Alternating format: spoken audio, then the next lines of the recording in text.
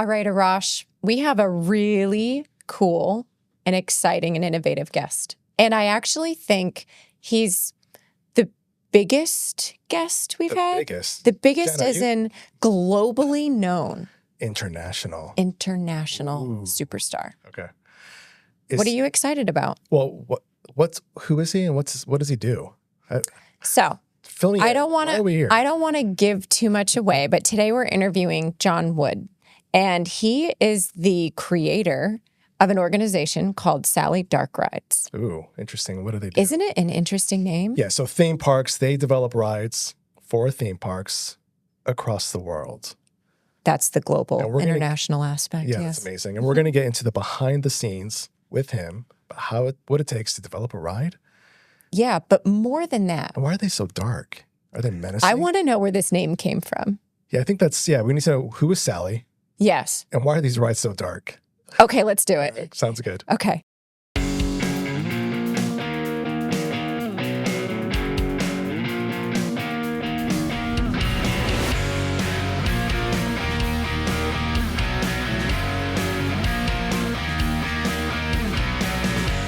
Hi, John. Oh, Sean, you've been here the whole time? Yeah. Hi, Sean. Our biography. I appreciate it. How are you? Thanks for joining us. My pleasure. So, John, you founded a company, I think it was 50 years ago? 48. 48 years ago. In 1977, in a garage, we started a company. At the time, we called it Sally Unlimited Incorporated, which is, we felt like we had unlimited possibilities with this moving and talking robot character that we were building. My memory is, because we talked briefly before the podcast, I believe you started the company with two other gentlemen. One was a dentist. That's right. He was the inventor, really, of the process. He created the first robot. John Robb Holland, Dr. John Robb Holland, he and his father and his brother were all dentists on the west side of town. And John Robb was a frustrated engineer. He really wanted to work for Kennedy Space Center and NASA, but they weren't hiring at the time. They were slowing down things. Well, the teeth he worked on must have been amazing. Well, he was a great dentist. He's retired now. But he also was quite the mechanic. He built his own plane while he was in college in his garage. And he was building that plane in his garage when he attracted his next-door neighbor, a guy named John Fox. And they kibitzed and enjoyed each other's company and talked about things. And on the shelf was this box that said Sally. And he said, "What is that box?" And it turned out to be the robot that John Robb Holland had used in dental school to teach a class at the instructions of the professor, who said, "You guys are boring. You need to figure out some way to get people excited." So he made a mold of a friend's face and figured out a way to record radio control motors in the character and record those movements and do some pre-audio dialogue with them that was already pre-recorded. Even had some staged questions in the audience that would ask this robot, and the robot would answer about some crazy dental issue. Blew everyone away, including when he brought back to Jacksonville and took it out of the box and used it at Halloween as a witch. And they said, "We got to do something with this magic." So they set out to create some product and build some prototypes. And was it initially for the idea of a theme park, or was it more dental robots? It was neither. It was really to take what we'd seen at Disney, which was the magic of animatronics and how it attracted people. It could teach people. It could promote and sell. It could take you on adventures that you hadn't been on. And in 1977, we could stop traffic with one of our characters out on the road. It was that unique and special. So we were excited about taking animatronics to other areas, the museums. Really thought that moving and talking mannequins might be the hottest area because we were making moving and talking mannequins, and now we could describe what you were wearing and change the program. Well, that was a good idea, but a bad business idea. And yet, when we made a Santa Claus, we sold a number of Santa Clauses. Interesting.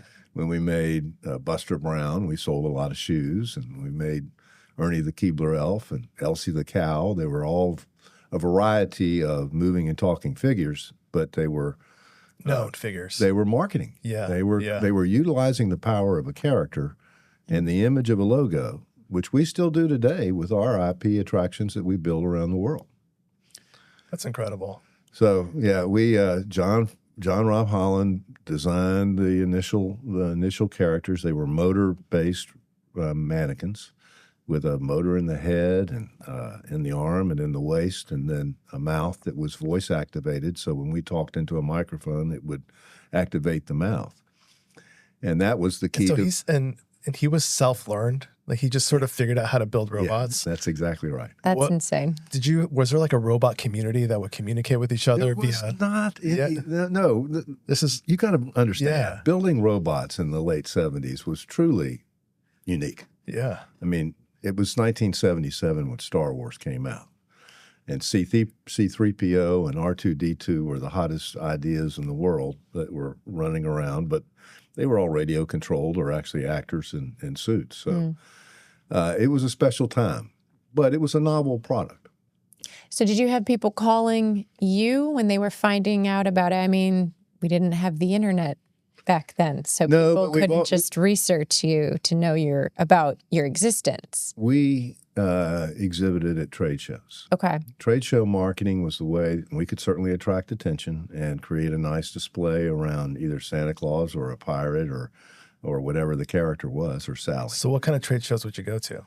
The first ones we went to were display industry shows, because at the time... Did you know that there were display industry shows? No. In New York City. Yeah. Wow. Twice a year. NADI, National Association of Display Industries. Wow.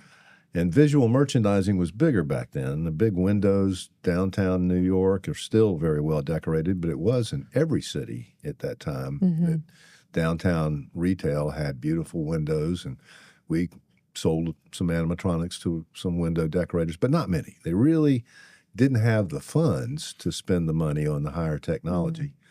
Really weren't interested in robotic mannequins, to tell you the truth. They were afraid of them in many ways. So I put a character in the back seat of my car and drove down to St. Augustine, and we talked to some of the attractions down there. Did you ever get pulled over while there was a character in the back seat? That was in New York. That's another question. That's another story. But I definitely have, and I've been questioned at security about the person in the car before at Kennedy Space Center. As a matter of fact, when I went down there, we sold a character at Kennedy Space Center, and I was making the pitch to the folks there, and there was a gentleman there who was an ex-Six Flags employee, manager, and he said, "Do you know about IAPA?"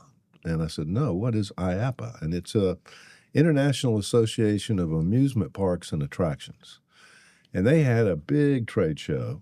Our first one was in Atlanta, and we found a home. We found So you a kind of place. stumbled into it based on a recommendation. It was based on seeing the right person at the right time. Bill Barnes went on to start a little robot business in Atlanta and was one of our shareholders in the earliest days, but a great guy, still a super fan of our company. So what was the reaction when you went to your first IAPA trade show? We found a home. And remember, I'm 26, I think, at this time, so we were young and going after it. LEDs had just come out, and we put LED name tags on to really attract attention. Our wives and girlfriends went up and down the aisles with a T-shirt saying, "Follow me to the robots." And we gave out invitations to our suite that night to have a cocktail with a clone. Nice. And, we had Elvis, and we built an Elvis character for a gentleman who wanted to make a special splash up at the Nashville show that he had.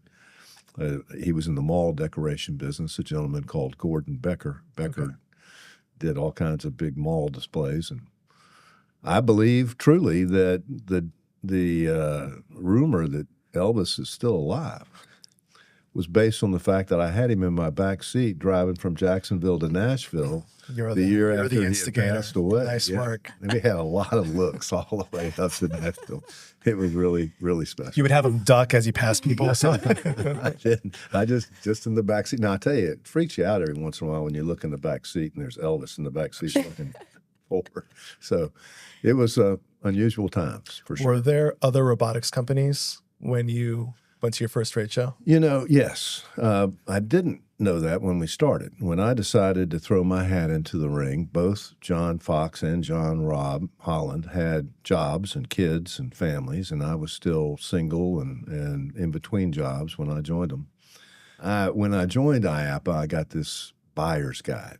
And in there were a list of companies that were building animations and robotics. I didn't know about any of them, but I picked up the phone and called every one of them and found out what their business was like. And it turns out, interestingly, there really were 2 or 3 others that we didn't know about that started about the same time. One was in Orlando. A gentleman named Aaron Fechter started creative engineering that later on became the animator for Showbiz Pizza. Okay. The Rockefeller explosion and Fats and all the characters that were so famous there before they joined up with Chuck E. Cheese and went sideways. But the other company was a company called Advanced Animation out of Vermont. They came to the trade show the same first year as we did. We followed 1 year after creative engineering. There was a company up in Chicago that was promoting the animatronics, but they weren't building them. They were called Creative Presentations, but later on got into the business in a big way and built most of the animatronics on E.T. and some of the other projects down at Universal. We did a lot of work in all the human characters in E.T. are ours, and a number of all the plants from the Green Planet are ours too. And there was one more company out in California, excuse me, AVG, that was an ex-Disney animator, Alvaro Vila, and he was also there. So and there was a little guy down in Southern California who told me about his venture with Atari to create this animated pizza restaurant called Chuck E. Cheese. And while I kind of just put that aside, later on, we changed our entire company to go after the business that was on the market for the animated pizza restaurants. That was it was interesting. We had forayed and had some success with individual characters and with some character identification marketing. And I was all excited about our growth. I'm sorry, character identification marketing. Yeah. What is that? Ronald McDonald. Or Ernie the Keebler Elf. Okay. Maybe I coined the term. I'm not sure, but I studied the fact that in certain places, when they associated a product with a character, and the example I used was Rusty Jones, how they took a rust-proofing company and took it to the quadruple sales by assigning a personality that fit their demographics and their markets, and using that personality was something that obviously was very interesting to me, building animated personalities for marketing purposes. Anyway, after doing this for till 1980, 3 or 4 years, we found out about Chuck E. Cheese, and people started calling us because we were building animatronics and thinking that they could buy pizza, make pizza, and buy arcade games. All they needed was an animated show, and they could be off to the races. And there were quite a few of those that tried to emulate the success of Chuck E. Cheese and Showbiz. And we were barraged by them, and one of which we landed and signed a contract with, Horn and Hard Art, which was the originator of the Automat, the first fast food restaurant up in New York, and was the largest franchisee at the time of Burger King's in the Northeast area. And they wanted to do a new restaurant chain. Eventually, they bought Bojangles and expanded that, and then that's what kind of knocked us out. But we built Mark Twain's Riverboat Playhouse for them, and that was our first animated musical show. A whole different type of technology had to get involved, whole different type of control. We had a control system that could control 2 characters, but no more than 2. And these were 10 characters on stages with curtains and lights. I mean, we literally had, John Rob Holland literally had to get a Heathkit kit for a computer and build a computer in order to develop an editing system that allow us to control that many bits of information. We were controlling 16 bits. The key to our success or our product was to be able to record control signals onto tape that you didn't hear, but that would animate the character to coincide with the audio that he was delivering. Mouth movement obviously being the most important, but also gestures, yes, no, just appear. It was our need to create something that appeared lifelike all the time. And so we went from 16 bits of control, and now we had animated characters with 18 movements apiece, typically 18 to 20. And is that a marketing thing? When you would go to trade shows, would you say, hey, we can do 18 movements? Our competitors, they only got 5. No. What's 5 going to do for you? There was a lot of different techniques to use for marketing, but not the number of movements typically. How well we executed our art form really became the key. Okay. It is an art form, even though it's mechanical and it's technology and it's robotics. It's entertainment robotics that are designed to put smiles on people's faces. Right. Can we take a step back? Because you went from singular robots to now you're putting on a show. Right. So at this point, you've moved on from one dentist making the robots, I imagine, to at what point do you have a team who's putting on making multiple different types of robots, creating a production? Do you have writers that are sitting in the writer's room writing the songs associated with the pizza place? Yeah, we did at the time. Certainly, we haven't been doing too many animated musical shows recently. Although just finished one. It was we haven't done the software for it yet. But yeah, we had a great lady, Jan Sherman, who's passed away now. But she came out of the theater business, was excellent in the studio. I went in. We hired her part-time to help me with the Daniel the Dixie Diggers soundtrack. And that was so much more complicated than I realized, and so much time in the smoke-filled studio that after we finished that session, which took a long time, there were probably 10 shows, each with 2 songs that had to be written, arranged, and produced. All the characters' singing parts had to be, appropriately. Colonel Beauregard couldn't sound like a Yankee, but Daniel T-Bones, who came from New York, needed to sound like he came from the North. So we had a variety of characters. Sir Percy Percival from England and Huck Elberry from the... So you're hiring voice actors at this point, right? Both for their spoken words, if they couldn't sing, and then for the singing parts. Anyway, bottom line is that Jan became full-time and at the time did our marketing as well as our software production soundtracks. We made Daniel the Dixie Diggers, Bubba Bear and the Badland Band, Billy Joe and the Bluegrass Bears, Slim and the Pickin' Brothers, Mr. Beaks and the Tropical Tweeters, Penguins on Parade, you name it. We made a lot of musical shows. Now we're using a young talent, not young, he's probably my age, John Citroni, who helps us now. He used to publish one of the local magazines and a very talented musician locally. He's helping us with our new soundtrack production. We have soundtracks for our backgrounds now of our shows, but you're right. It was a big transition to go from individual characters to multi-characters on stage. We had to change our way of animating. We were using electric motors, but the demands for beating on a drum all day long or strumming a guitar was more industrial as far as its application. The motors would allow. So we had to move to pneumatics. And then we had to control 128. Can I play ignorant here? Yeah. Do you know the difference, Jen, between... I was going to ask the same question.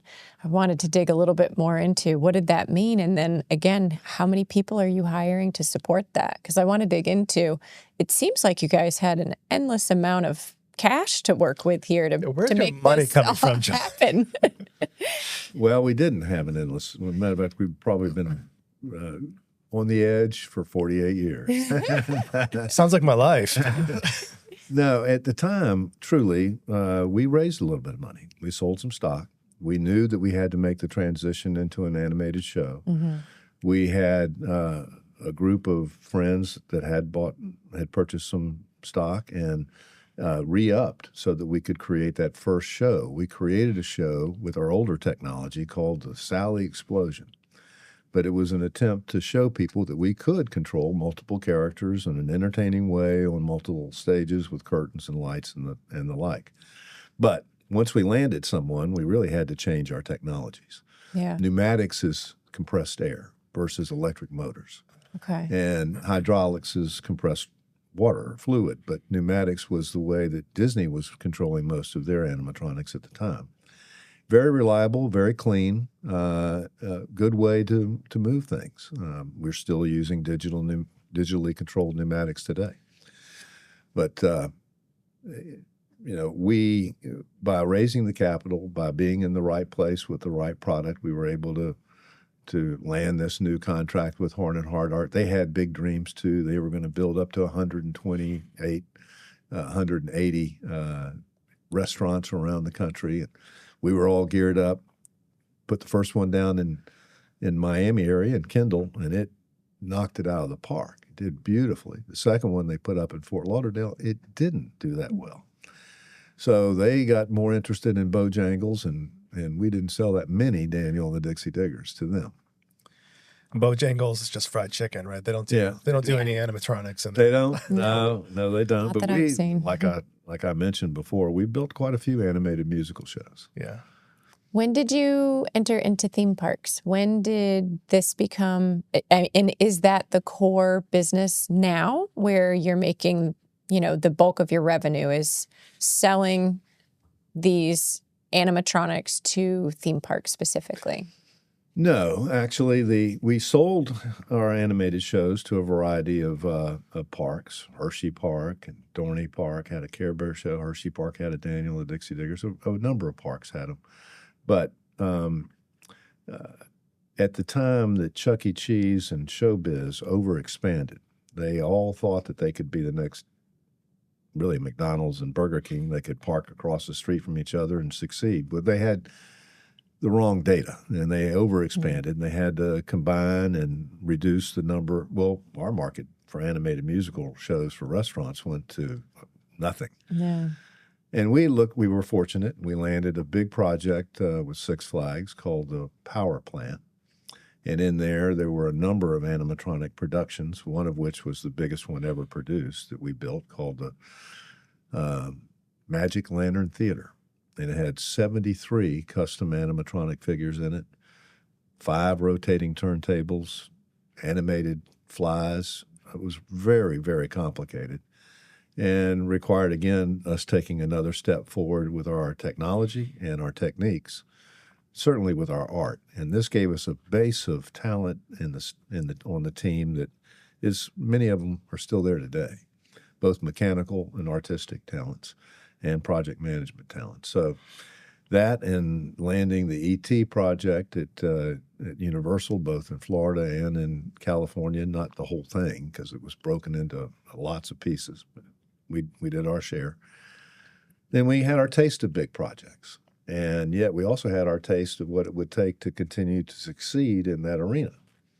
As just an animator, we had to then compete with the other animators, wait for somebody else to design the product, and put it out there for us to bid. And then we had to sharpen our pencil. What do you mean? Who's designing the product? Well, there were designers. There were theme park designers out there today that design attractions for Universal and Disney and for other parks around the world. So they would design and they would hire you to build? Then their job would be to break it down into the various different talents, the scenic, the electronic control, whatever the various, technologies and components of the show were going to be, and put those out to bid to a variety of people.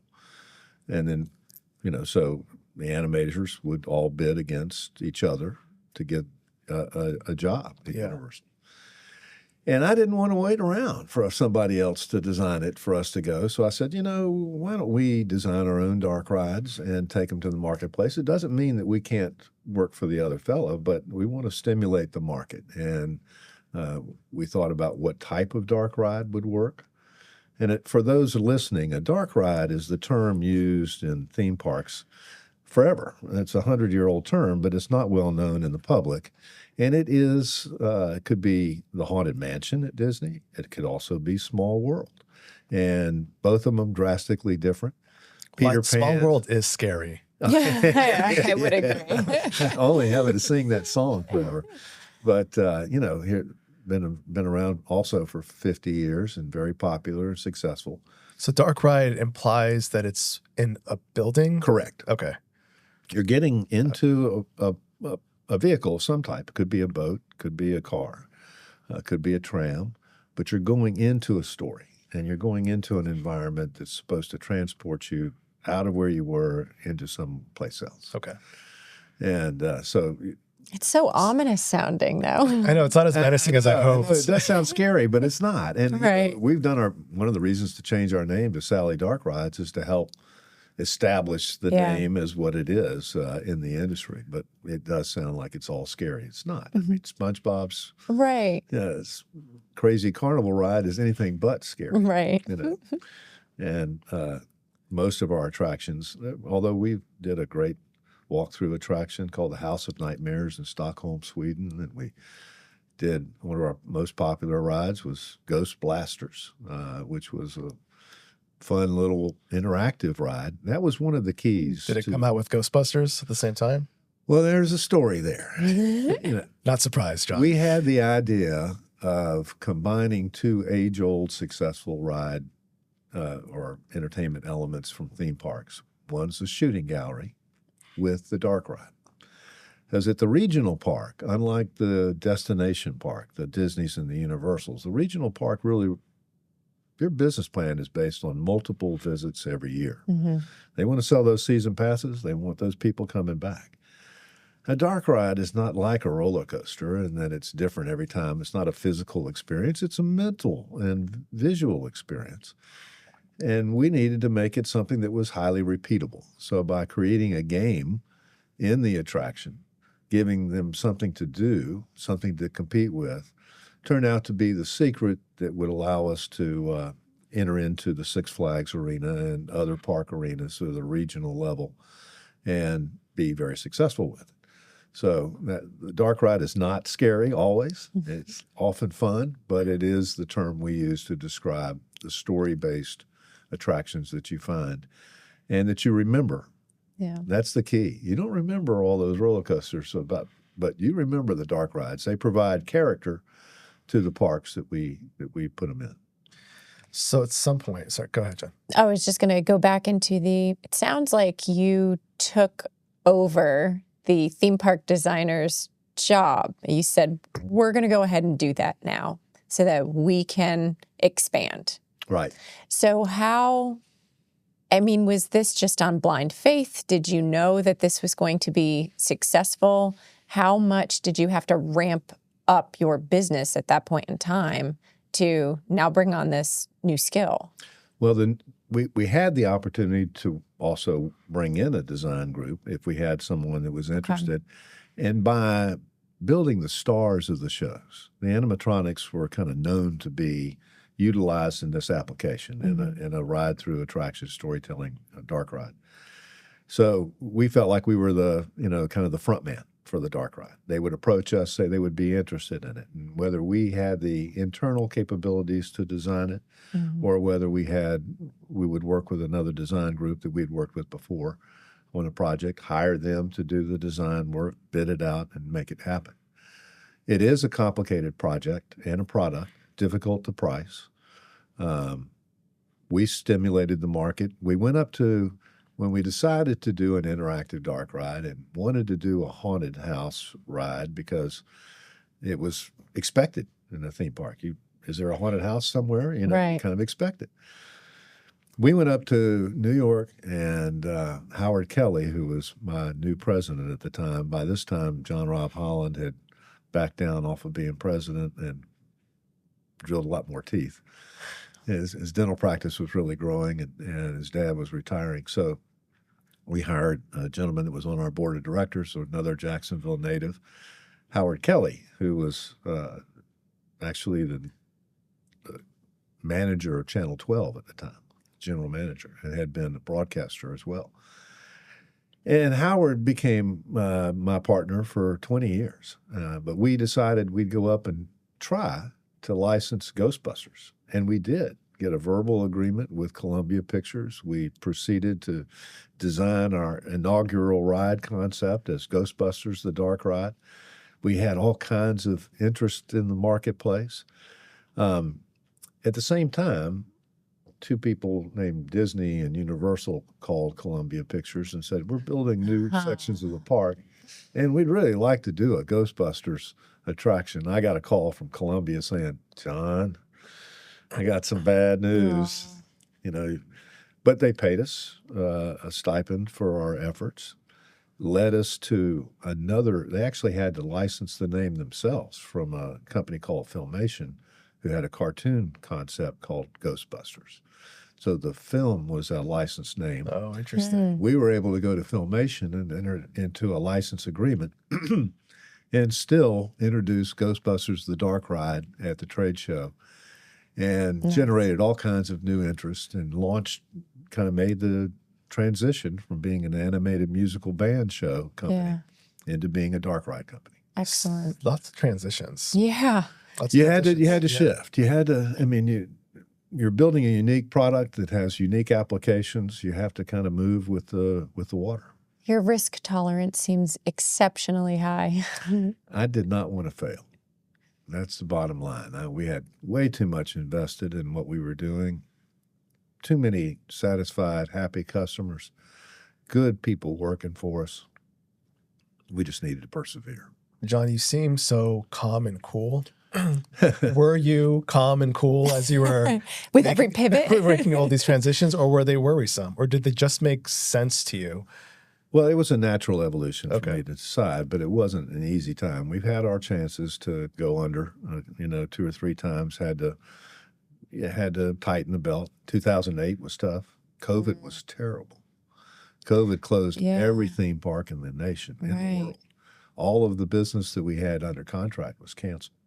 Our business was dropped by a third. Wow. And that has ripples all the way down to your bank relationship. It became a real tough getting out of that block. Yeah. Getting back up to the ramp where we were before COVID was scary and challenging. Meanwhile, you've got great, talented people, an art form that has our company with only 48 employees, probably has 9 different departments. Oh, wow. So we have in the production side of things, you've got design, who are creating the storyboards, the concepts, the scripts, the visualizations. We have a CAD design area because the building is somewhere else and it has to be prepared electrically, electronically, all the stub-ups that we need, water, air, whatever we needed. And then we go to sculpt and mold. And you've got various different artists who can do sculpture and molding. It's an incredible art form. And is that all happening in Jacksonville? In one place? Yeah, that was my question. All of your manufacturing is happening here? Right, except that we don't build everything in our rides. As the designer, we always buy a ride system or through a ride manufacturer, usually in Europe, sometimes Italy, sometimes Holland, sometimes America. But so we will marry the right ride apparatus and the right equipment. We've become more of a general contractor of dark rides. Oh, interesting. Design, build, but one that will bring it together. One contract with the customer, and everybody's under our wing basically when we do a dark ride. Now, is it we have a great idea and the customer will come, or are customers coming to you and then you're going into an ideation and creating this concept for them specifically? Because I believe you have mentioned this is their IP. You build it and hand it over to them and they're maintaining it. So what comes first, the idea or the customer? And it's not always the same. Okay. When we came out with Ghostbusters, it was the idea that we were promoting, and we also wanted to make a splash. So we have continued to present different related IPs, especially because the people would like to get a license. So they say, hey, Sally did a good job with that Justice League attraction. Would you consider doing The Walking Dead and or Five Nights at Freddy's? So we talk to those licensors. They sometimes call us, sometimes we call them. And we will offer in the marketplace that we have a marketing license to promote this concept. Sometimes we'll flesh it out a little bit and take the concept to the marketplace and look for the appropriate buyer. But more times than not, they have a relationship with a license. For instance, Six Flags has a Warner Brothers relationship with all the Looney Tune characters. So our first big project with them was Yosemite Sam and the Gold River Adventure at Six Flags Over Texas with all the Looney Tune characters. And in Australia, Warner Brothers Movie World, same. But the Justice League then was something that they had, the DC Comics. I knew that they wanted it. I knew that they wanted something like a Spider-Man attraction. They'd been talking to me for years. And I had to say originally, hey, I don't know how to make those films, 3D films like that. It's not, we build robots. But I realized I could hire those people that know how to do those 3D films. And we obviously were able to move into Australia first. It was Warner Brothers Movie World that had us do a Justice League attraction down there. And then I approached Six Flags and said, hey, we're working with Warner. We're creating Justice Leagues. And they lit up. And so that led us to do the series of Justice Leagues. There's a Justice League attraction at Six Flags over Atlanta, New Jersey, Chicago, L.A., Mexico City, even St. Louis. So That's great. Excuse me. And so you hinted to other countries. So I know we discussed briefly, you're thinking over 12, and we've done some research, and it seems like you're in well more than that. Talk about the global expansion aspect, because did that come with another transition or pivot for the business? Interestingly, it was always something that was given to us. I mean, when we were at the NADI, one of our biggest contracts was in Mexico. They were typically international events when we trade show. The amusement park industry is special in many ways, and then it's a small industry, but with a wide reach, and definitely an international flavor. As the middle class has grown in Asia and China and other places, so has the growth of leisure. And so we've been able to follow the development, and one of our biggest projects early on was in Seoul, South Korea, in 1988 when they were doing the Olympics. And it stimulated a couple of amusement parks, Seoul Land and Lotte World.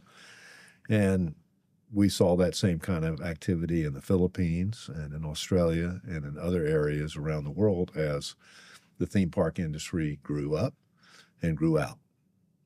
That's excellent. Was there ever a point where you felt there was gaps in, I don't know, the delivery due to translation? Were words lost in translation? Did the creativity lose its touch because of cultural differences? There are, we're sensitive to cultural issues, have to be. Yeah.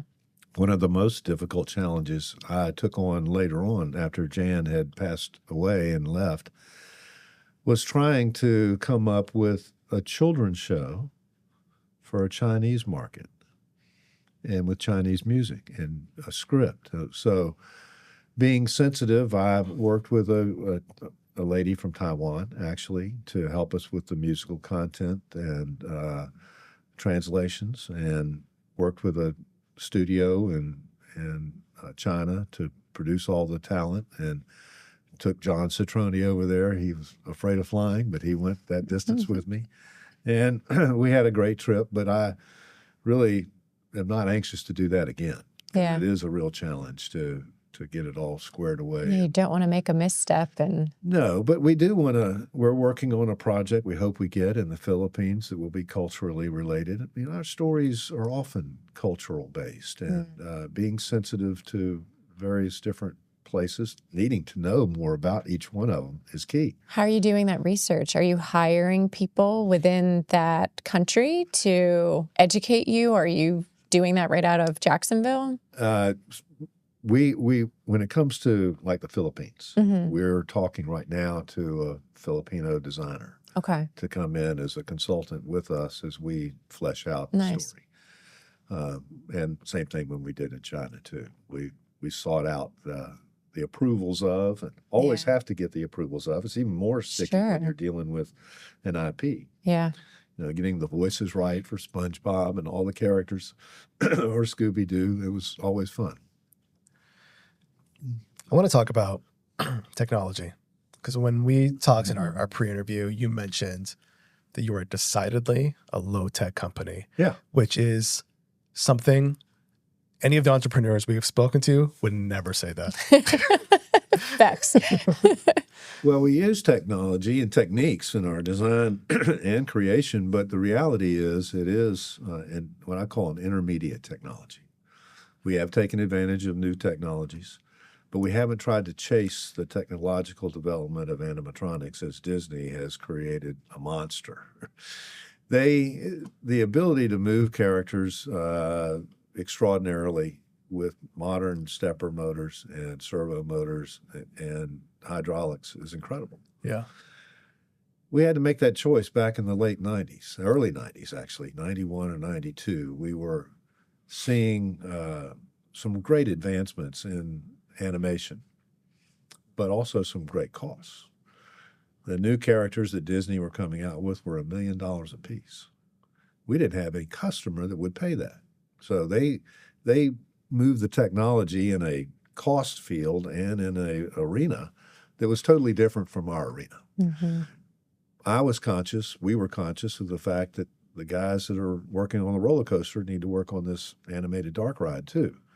They needed to understand the techniques and technologies. They didn't need to have exotic components that they couldn't get replacements for.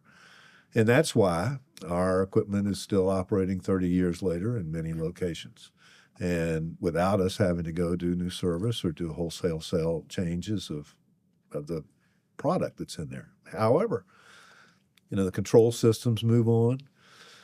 So interactive systems have been revised, and sometimes the techniques that we used to control a show 30 years ago are now obsolete. Mm-hmm. We can't get the chips that we used to use. So there has been some obsolescence.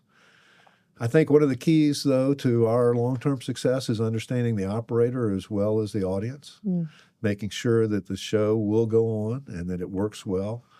Decidedly, we said we're going to build the best-looking product we can. So our first rule of order is what we call the 87% rule, which is that 87% of people's judgment comes from the book's cover.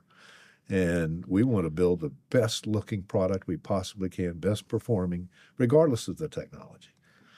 And but there isn't a part of you that looks at a Boston Dynamics robot and thinks, let's just cover that in some silicone body and let it walk around and resell that? No, I don't want to do that. Okay. I'm intrigued by it. I looked at some outstanding animatronic people that were being built in China that one of our customers was looking at possibly buying and asking why I couldn't build it for the same price. But at the same time, he asked them, where are you getting your motors? And they said, well, we're making our motors custom made. Well, how long do they last? So we're real proud of the fact that they've got a 3-year lifespan. This guy owns animatronics from me that he's had for 30 years, and he's going 3 years, huh? Okay. And so fascinating. They are trade-offs. more reliable, no question about it, but there's a need to be sure you build something that will operate long-term in our industry. Yep. How much of this is also protecting the art form of the craft for you? It's an art-driven business. Yeah. No doubt about it. And the art is not all physical. It's environmental. Mm-hmm. A dark ride is kind of known for their gags because it's the momentary scare or the blast of air or the change of temperature that you remember when you get off that. Right. And so we're conscious of putting all of that art form into our art that we create too. But yeah, we've got finish artists, we've got scenic artists, we have even the mechanical people are artists, even the folks that are building these robots. We don't design it all on paper first. Mm-hmm. These people have to have the ability to weld creatively, to see a finished product before they're building it, to understand that the arm needs to move in an organic way, not just in any way. Yeah. It needs to represent, has to be the right length. A long forearm doesn't look right when you put that coat on. So all of those adjustments take place. The character has to look wonderful as it's on stage, and it has to work wonderfully for decades.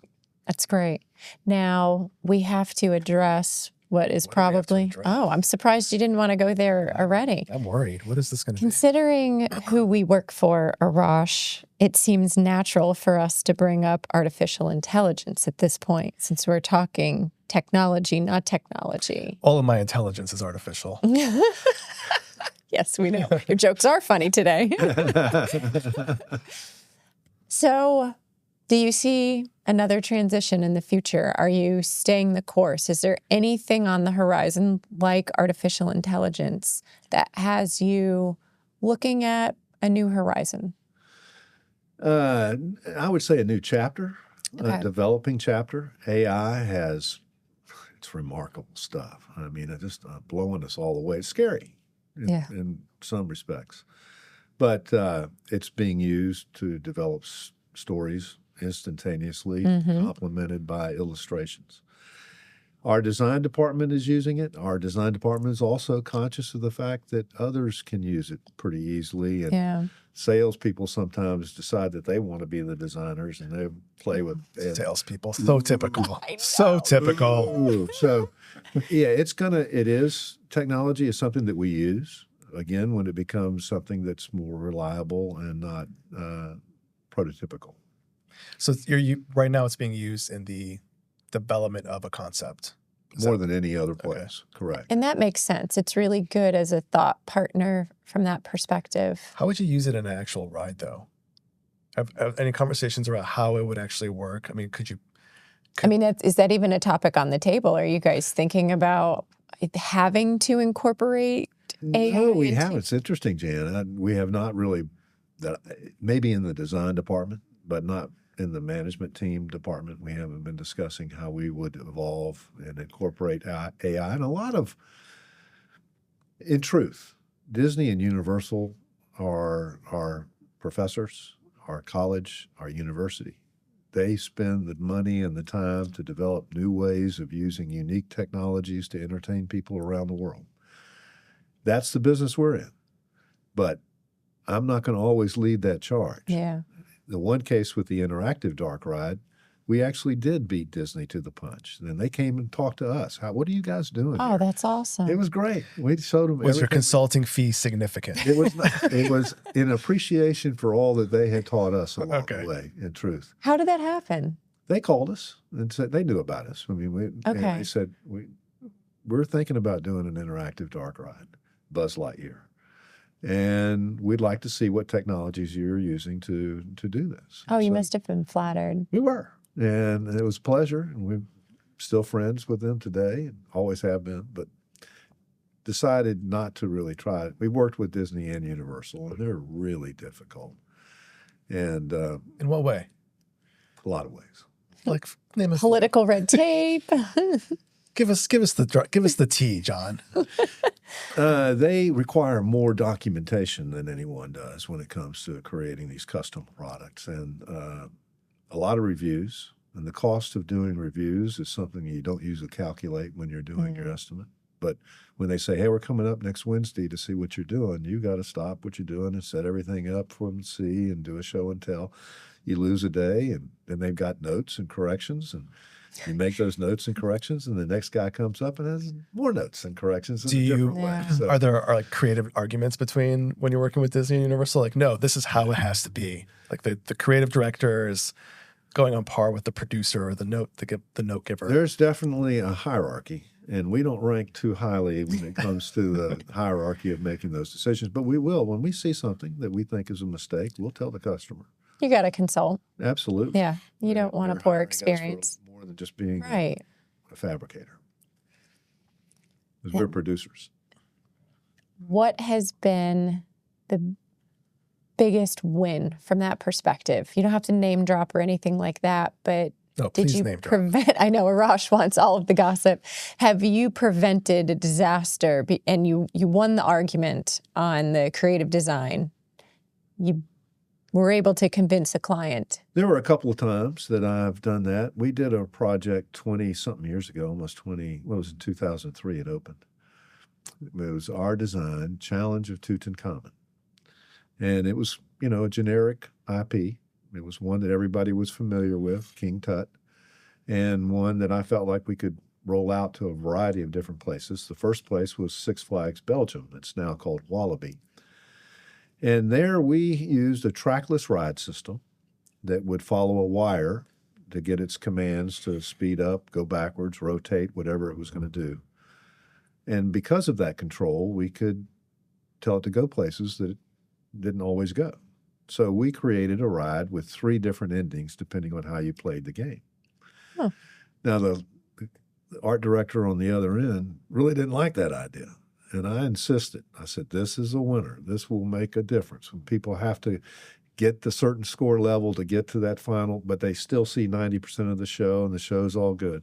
Well, that's still very popular today. Excellent. That, and when it came to adding some special effects to Justice League attraction, I wanted to have live fire.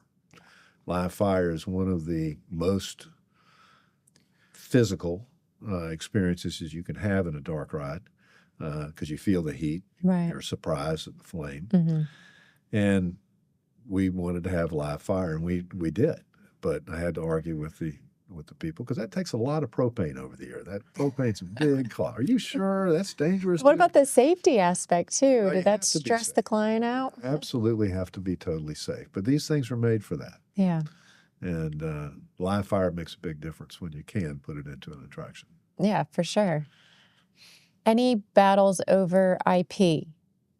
I'm assuming there is some IP that you guys are maintaining when you're making rides for general consumption. Battles with the licensor that owns the rights, so that we have to, you mean just so that they look right, or It was they John feel Fine. right, or they talk The right? client, because most of what you're building, you're handing over that product and the IP to who the client is. So has there been any co-sharing of, you can have this concept, you can have this aspect of the dark ride, but we own this particular IP?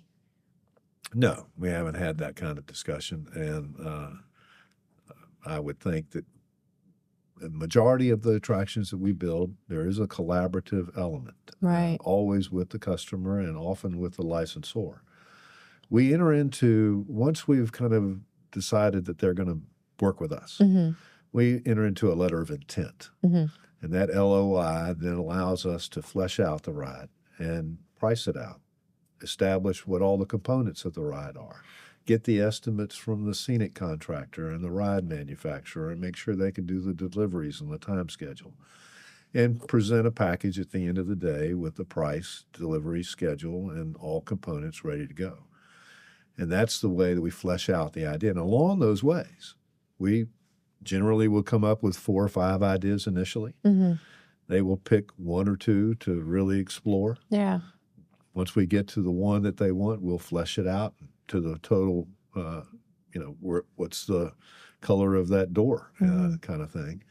And all the way through the attraction, then have a booklet to then work from to build the attraction. And how frequently does that stay in scope when you have notes that you are being provided and feedback? It stays close. It does. Yeah, you've got to do a good job executing. You Yeah. don't want to have a customer that every time he looks at your product says, "Oh, that's terrible." Right. We've got great talent on our team, and more times than not, they go, "Can you make his eyebrows a little darker?" Kind of something like that. Yeah. It's very simple.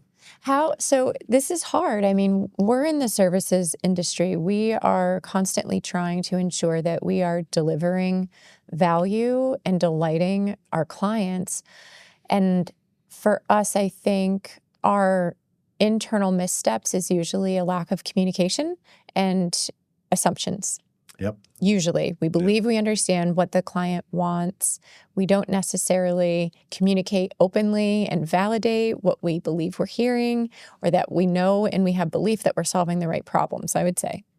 Right? Well, you make assumptions. I make presumptions. Yeah, Ross tries to cover up the whole, I didn't assume, I'm presuming. That's safer. There's prior art to show me I'm making the right assumption.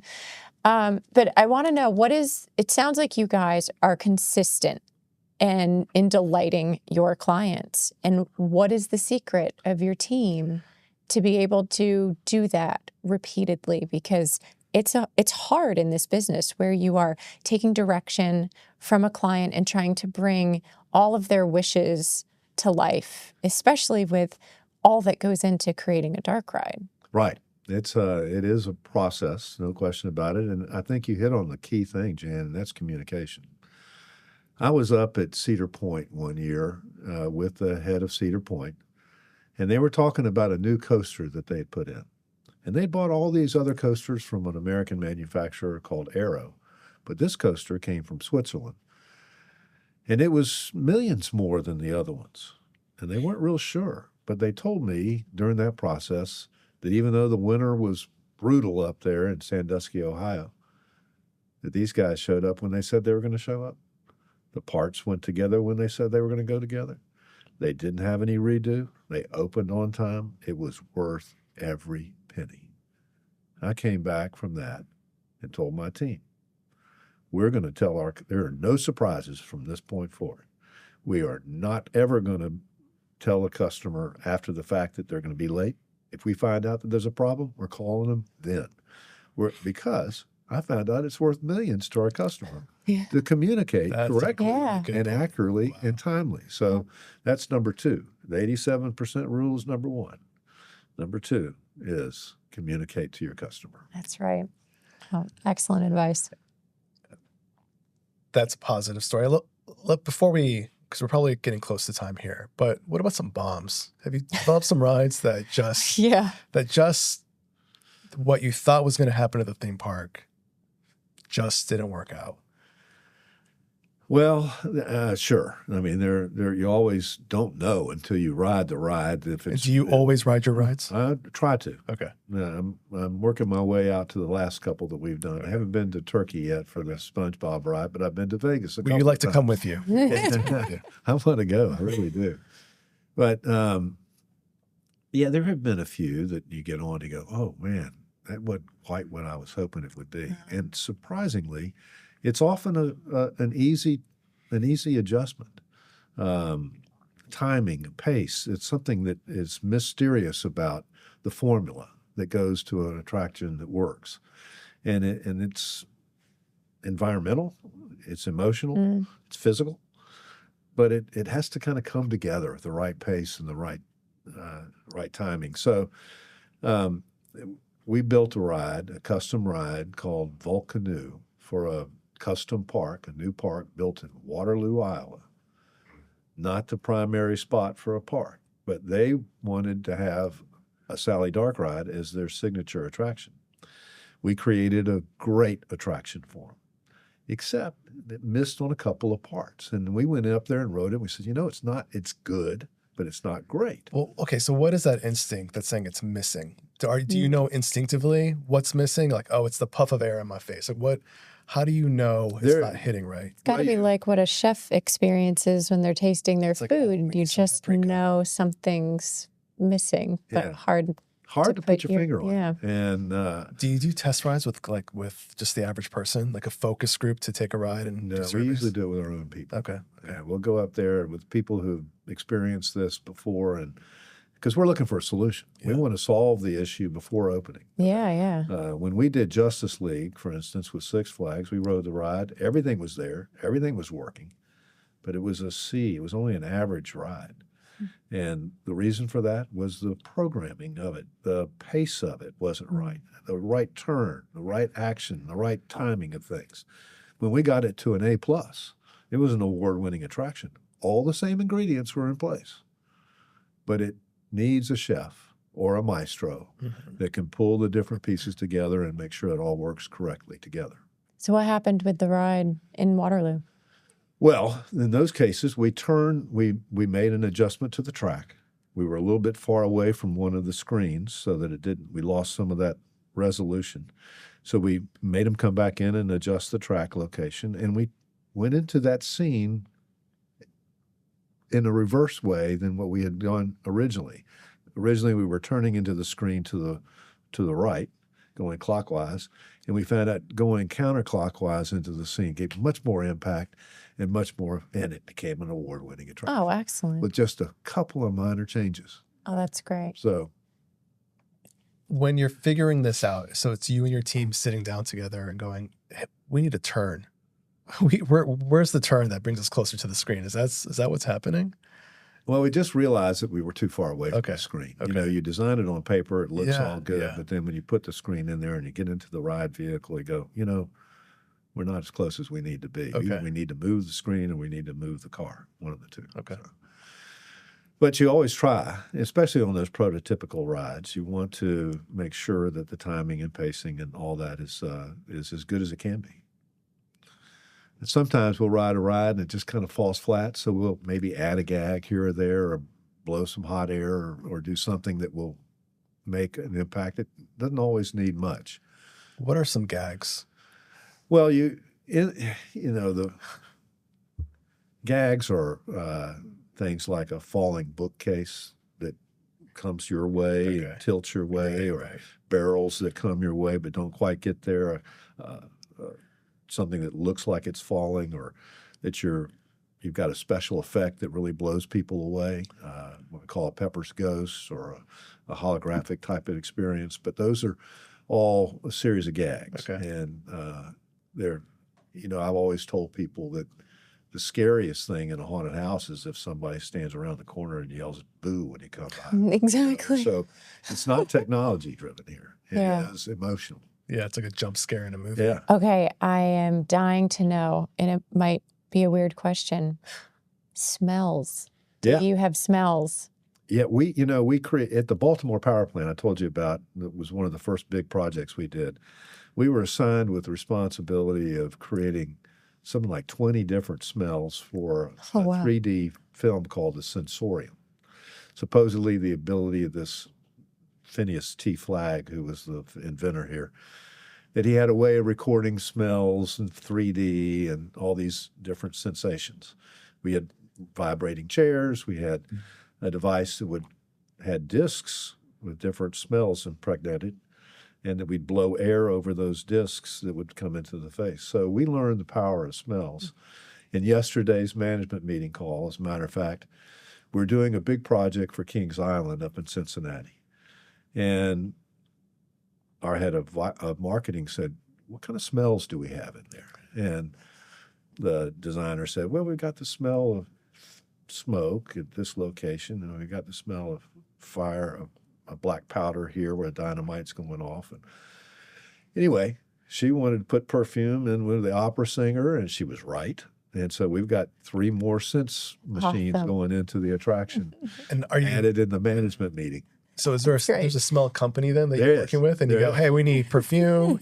We need the smoke to be a little bit more ashy. And we don't use them, but even here in Jacksonville, there's a company on the north side that creates smells and aromas from pine forest. Terpene technology, they call it. So interesting. No kidding. Turpentine type. Yeah. So it's different. I have one more question. Okay. Our producer, Ashish, will kill us if I don't have you give us a high-level overview of, is it Five Nights at Freddy, Ashish? Yes, Five Nights at Freddy. Because I think you were intending to build a dark ride around that. Well, this is one example of us getting the rights to what we thought was a hot property. And this is before the movie came out. Yeah. Okay. Yeah, this was with just the game. Okay. And I watched the kids' fascination with this game. It just was unbelievable. And so when my daughter said, maybe we should go after this, I said, yeah, let's do that. Let's talk to the licensor. How old is your daughter? Oh, she's now in her 40s. Is she in the company? She's vice president of marketing. Okay. Oh, awesome. My son's in it, son-in-law. That's great. Yeah, Nice. it's a family business. That's great. However, we developed this concept, and it was pretty much along the lines, you go to the pizza restaurant, you're in guard vehicles. When you go through, the ride vehicles look like a security guard vehicle. The jump scares, there are a few elements that are in the game that we tried to bring forth in 3D and presented it. And we went to some of the top people I knew in the industry that owned multiple parks. And I said, I've got a hot one for you. I want you to look at this. They looked at me with blind stares. They had no idea about the power of Five Nights at Freddy's. This was long before recent, times when the movies came out and the attraction at Universal opened. But they just didn't hit that. We're dealing with middle-aged men. They didn't have any clue what Five Nights at Freddy's was. And yet if they had jumped on it, they'd have been really surprised. Yeah. We had never had so many inquiries on our website for for any dark ride. I mean, by 100-fold more people interested in the Five Nights at Freddy's concept. It's incredible. I feel like I hear Ashish with a question. Did you have a follow-up? I'm one of the people. Asha said he's one of the people that reached out to you. It was, it would have been hot.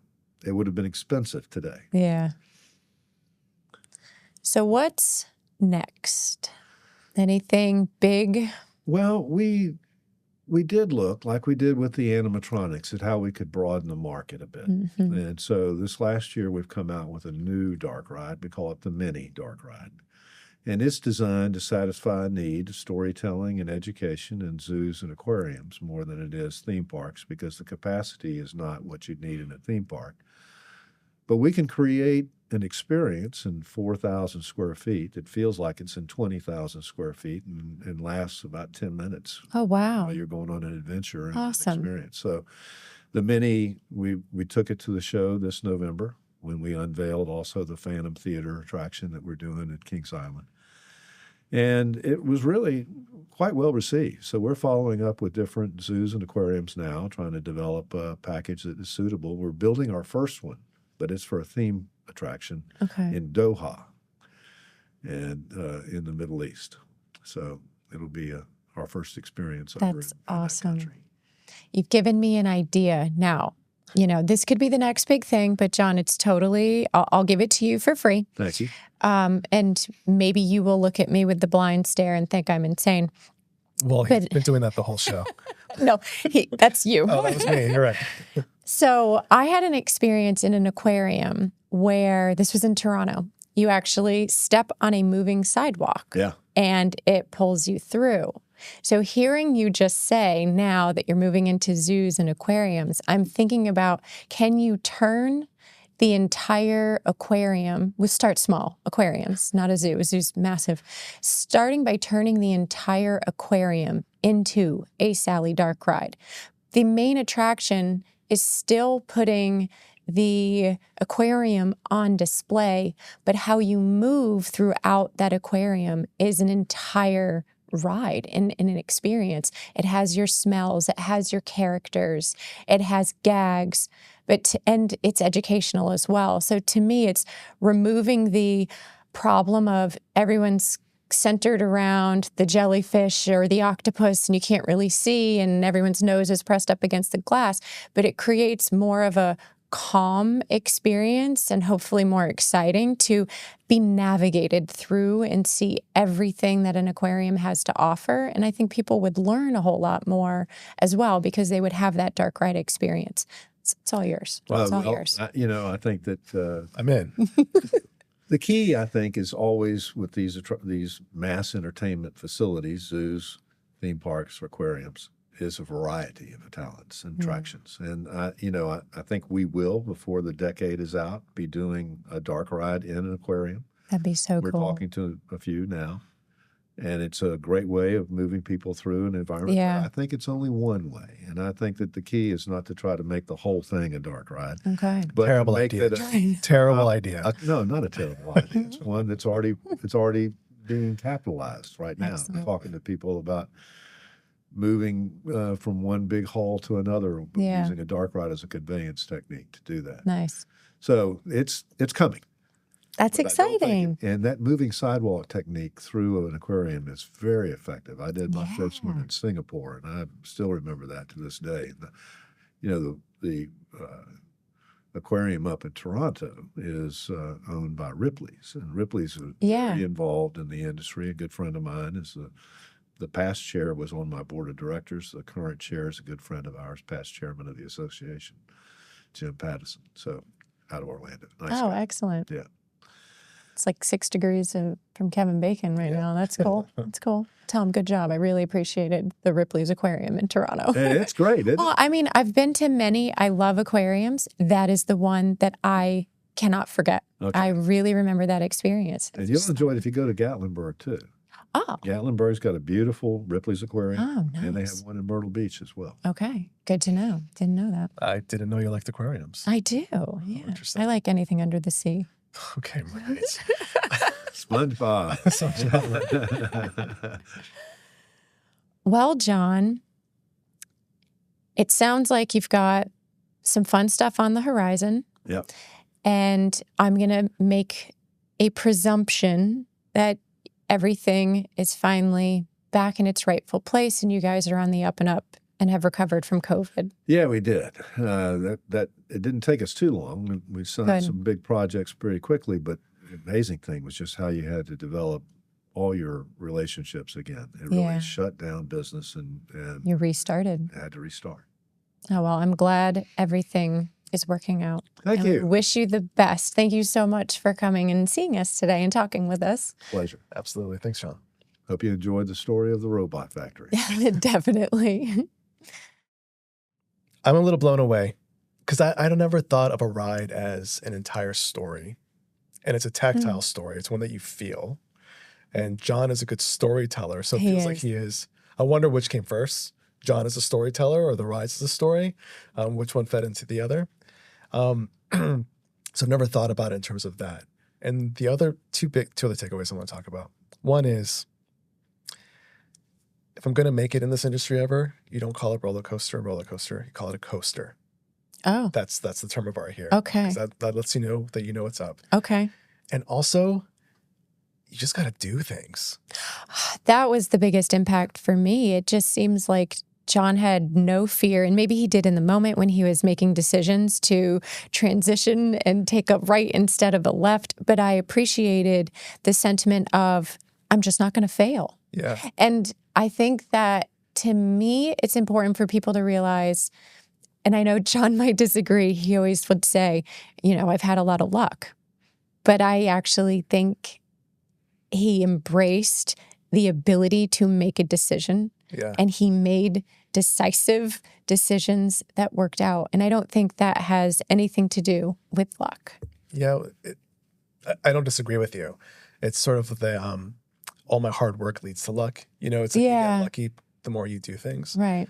Yeah. But I think people have so much more control over their destiny and their future and how successful they will be in business or creating a business. And don't be afraid to make the decision. Just do things. Just do it. Just do it. We should tagline that, but Yeah. I think somebody may have. All right, until next time. Until next time.